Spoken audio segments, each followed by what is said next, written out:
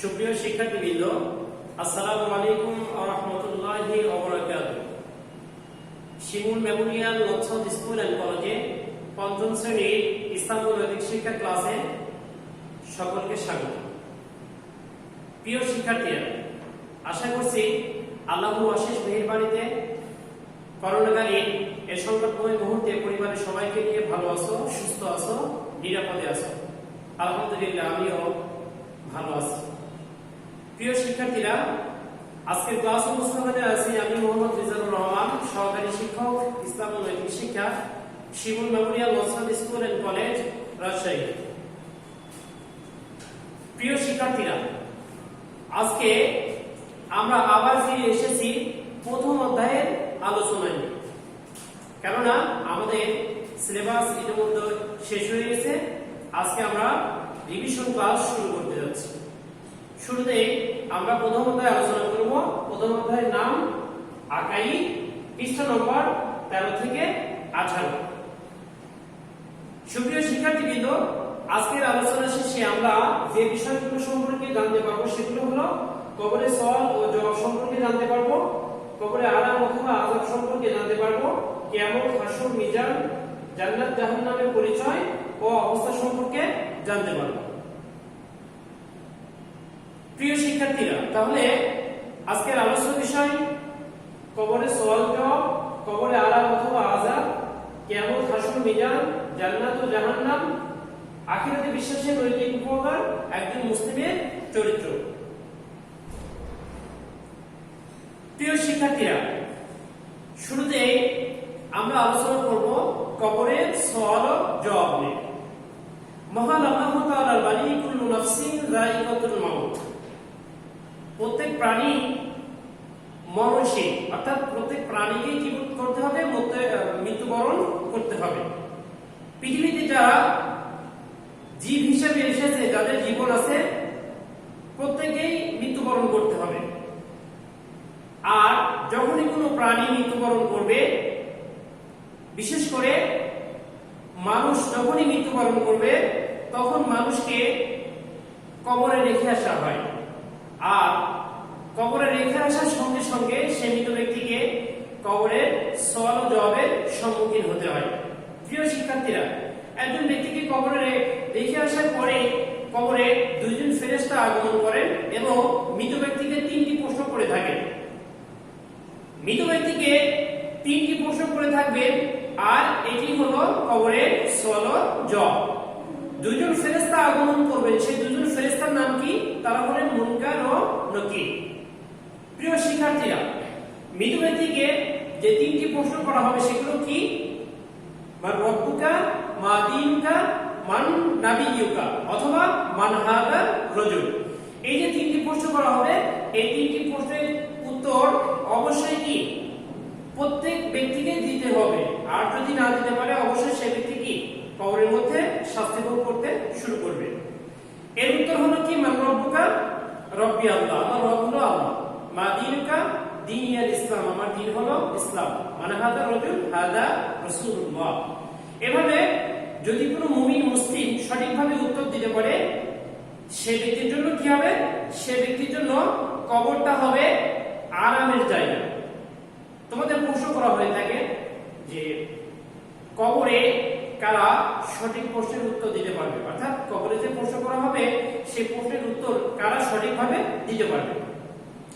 দুনিয়াতে যারা পুণ্যের কাজ করেছে, যারা ভালো কাজ করেছে, যারা নামাজ, রোজা, হজ, যাকাত, দান, সদকা তথা ইসলামের বিধিবিধান মেনে চলেছে, তারাই কি কবরে সঠিক উত্তর দিতে পারবে।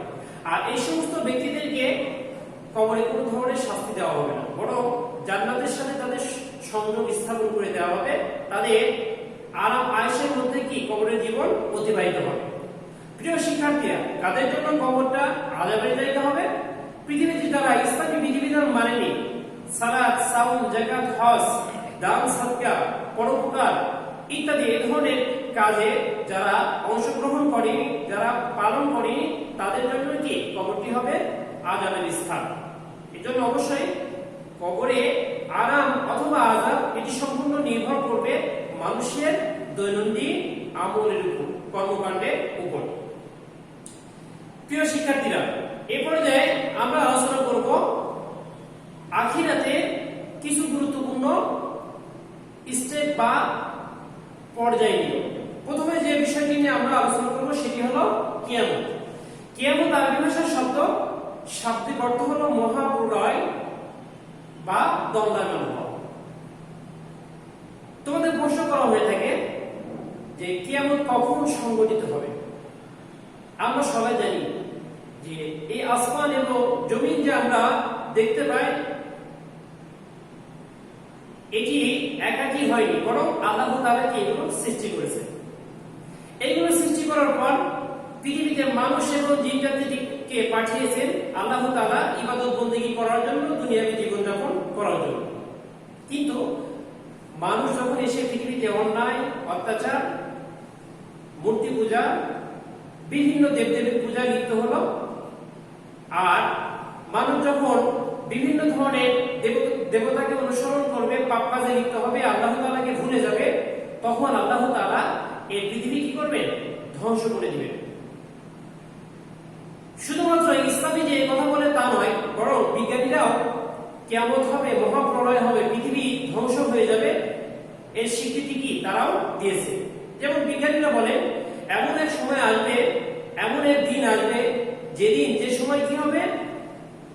সূর্য শীতল হয়ে যাবে, চাঁদ আলো দিবে না, আর গ্রহ নক্ষত্রের মধ্যে সংঘর্ষ তৈরি হবে, যার ফলে বিজ্ঞানও স্বীকার করে যে পৃথিবী ধ্বংস হয়ে যাবে।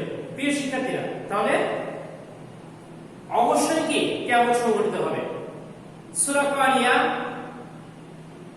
ছাড়াও অসংখ্য সূরার মধ্যে আল্লাহ তাআলা কি কিয়ামতের ঘটনা বর্ণনা করেছেন।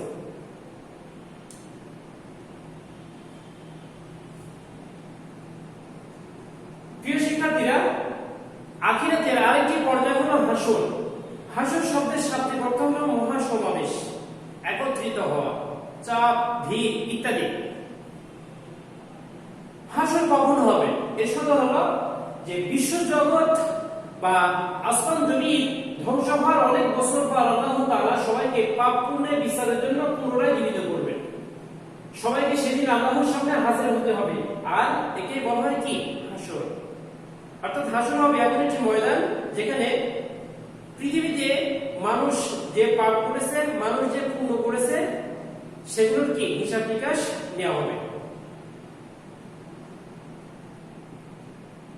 আরেকটি পর্যায়ের নাম হলো মিজান। মিজান শব্দের শাব্দিক অর্থ হলো পরিমাপ যন্ত্র। মিজান কাকে বলে? মিজান হলো মানুষের যে আচার আচরণ, মানুষের যে পাপ পুণ্য, এগুলোকে যার দ্বারা ওজন করা হয় তাকে বলা হয় কি? মিজান। আর এটি অবশ্যই কি স্থাপন করা হবে। আল্লাহ তাআলা বলেছেন যে ওয়ানাদাউল মাওয়াজিনা ওয়া কিসতাল ইয়াউমিল কিয়ামা, আমি অবশ্যই কিয়ামতের দিন ন্যায় বিচারের মানদণ্ড স্থাপন করব। আর ন্যায় বিচারের মানদণ্ড বলতে আল্লাহ তাআলা মিজানকে বা দাঁড়িপাল্লাকে কি করেছেন? বুঝিয়েছেন। প্রিয় শিক্ষার্থীরা, এইজন্য অবশ্যই পৃথিবীতে সামান্য যদি পাপ কাজ করো সেজন্য তোমাকে শাস্তি ভোগ করতে হবে, সামান্য যদি ভালো কাজ করো সেজন্য তোমাকে পুরস্কার দেওয়া হবে, পুরস্কৃত করা হবে। এজন্য অবশ্যই আমরা কি ভালো কাজ বেশি বেশি করব, খারাপ কাজ পরিহার করব। ভালো এবং খারাপ কাজ, এই দুই কাজের বিনিময়ে আল্লাহ তাআলা আখিরাতে আরো দুইটি স্তর তৈরি করে রেখেছেন, সেটি হলো জান্নাত এবং জাহান্নাম। জান্নাত শব্দের শাব্দিক অর্থ হলো চিরস্থায়ী সুখের স্থান, সেখানে শান্তি আর শান্তি, আনন্দ আর আনন্দ। এই জান্নাত কারা লাভ করবে? পৃথিবীতে যারা ছিল ঈমানদার, যারা ছিল ভালো, যারা চিরদিন সেখানে কি তারা সেখানে চিরদিন বসবাস করবে। আল্লাহ তাআলা বলেছেন ইন্নাল্লাযীনা আমানু, নিশ্চয়ই যারা ঈমান এনেছে, ওয়া আমিলুস সালিহাত, সৎকর্ম করেছে, কানাত লাহুম জান্নাতুল ফিরদাউস নুজুলা, তারা পাবে জান্নাতুল ফিরদাউস খালিদিনা ফিহা আবাদা, এবং তারা সেখানে চিরস্থায়ীভাবে বসবাস করবে। প্রিয় শিক্ষার্থীরা, যদি আমরা ভালো কাজ করি অবশ্যই কি আমরা ভালো কাজের বিনিময় হিসেবে জান্নাত লাভ করতে পারব। আরেকটি গুরুত্বপূর্ণ স্তরের নাম হলো জাহান্নাম। জাহান্নাম শব্দের শাব্দিক অর্থ হলো চিরস্থায়ী কষ্টের স্থান। জাহান্নাম কেমন স্থান? চিরস্থায়ী কষ্টের স্থান। সেখানে কি ধরনের শাস্তি দেওয়া হবে? সেখানে কি ধরনের শাস্তি হবে সে সম্পর্কে বলা হয়েছে যে সেখানে দুঃখ আর দুঃখ, কষ্ট আর কষ্ট। সেখানে সাপে দংশন করানো হবে, সাপের দ্বারা দংশন করানো হবে, আগুনে পোড়ানো হবে, লোহার হাতুড়ি দিয়ে পিটানো হবে ইত্যাদি বিভিন্ন ধরনের শাস্তির কথা কি বর্ণিত হয়েছে। বিধায় যদি আমরা জাহান্নাম থেকে বেঁচে থাকতে চাই অবশ্যই আমাদেরকে দুনিয়াতে ইসলামের বিধিবিধানের বাইরে একটি কাজও আমরা করব না। প্রিয় শিক্ষার্থীরা, এরপরে যে আমরা আলোচনা করব একজন মুসলিমের চরিত্র, অর্থাৎ একজন মুসলিমের আচার আচরণ বৈশিষ্ট্য বা চরিত্র কেমন হওয়া উচিত। লক্ষ্য করো, একজন মুসলমান মন্দ চিন্তা থেকে সে তার মনকে মুক্ত রাখবে, অন্যের সমালোচনা বা অন্যের খারাপ দিকগুলোর ব্যতিব্যস্ত থাকা যাবে না। এজন্য মনটাকে কি করতে হবে? মুক্ত রাখতে হবে।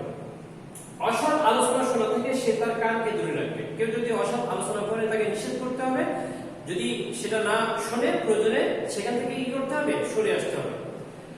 কারো প্রতি কুদৃষ্টি দেওয়া থেকে সে তার চোখকে হেফাজত করবে, অর্থাৎ হালাল হারাম বৈধ অবৈধ সেগুলো লক্ষ্য রেখে দৃষ্টিপাত করতে হবে। মিথ্যা কথা বলা থেকে সে তার জিহ্বাকে হেফাজত করবে, অর্থাৎ জিহ্বা সর্বদা কি কথা বলতে থাকে, কথা বলার জন্য ব্যবহার করা হয়ে থাকে, কিন্তু এই জন্যকে আমরা মিথ্যা কথা বলার মাধ্যম হিসেবে ব্যবহার করব না। হারাম জিনিস দিয়ে সে তার পেট ভরবে না, তার চেয়ে সে না খেয়ে থাকবে।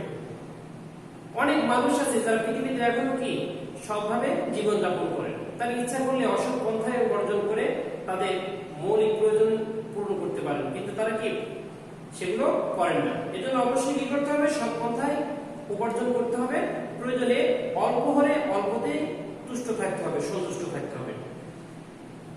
একজন মুসলমান কারোর প্রতি অন্যায় জুলুম করবে না, শক্তি থাকলে কারোর উপর কি করা যাবে না? অত্যাচার করা যাবে না। একজন মুসলিমের মাথা কাটা গেলেও মিথ্যার সাথে মাথা নত করবে না, তার চরিত্রের মধ্যে থাকবে সততা ও মহত্বের সমাবেশ। সত্য ন্যায়কে পৃথিবীর সবকিছুর চেয়ে সে প্রিয় মনে করবে। একজন মুসলিম নিয়মিত আল্লাহর আদেশ নিষেধ মেনে চলবে।